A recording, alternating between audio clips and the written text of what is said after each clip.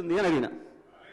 ఇలా మీకు అర్థం కాదేమో సార్, దీంట్లో మా ఊర్లే వెంకటయ్య అని ఉండే, ఆయన ఊర్లో ఏతుల వెంకటయ్య కూడా అందరూ ఆన్ కథ ఉంది ఇలా అన్నారు. ఏం కథ అని అడిగిన.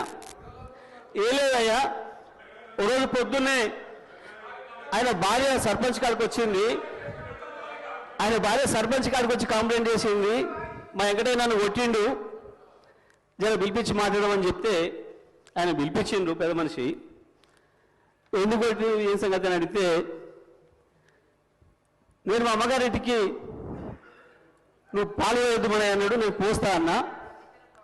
నువ్వు పాలు వేస్తే ఊరుకోను అన్నాడు, నేను పోసి తీరుతానంటే నన్ను కొట్టిండు.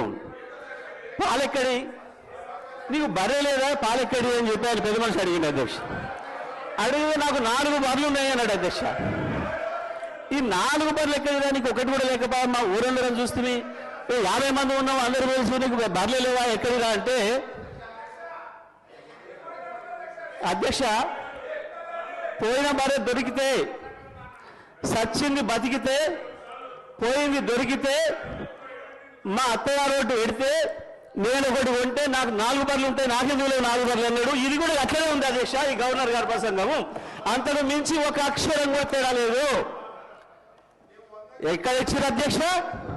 రైతులకు రుణమాఫీ చేసినారు, రైతు భరోసా ఇచ్చినారు, 12,000 రూపాయలు నా ఈడిఎస్ కార్మికులకు ఇచ్చినారు, 12,000 రూపాయలు నా ఆటో కార్మిక సోదరులకు ఇచ్చినారు, 2,500 రూపాయలు మా మహాలక్ష్మి అక్క చెల్లెలకు ఇచ్చినారు,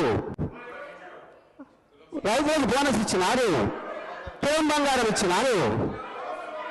ఏది ఇచ్చిన అధ్యక్ష? నా విద్యార్థి సోదరులకు స్కూటీలు ఇచ్చినారు అధ్యక్ష. 2 లక్షల ఉద్యోగాలు ఇచ్చి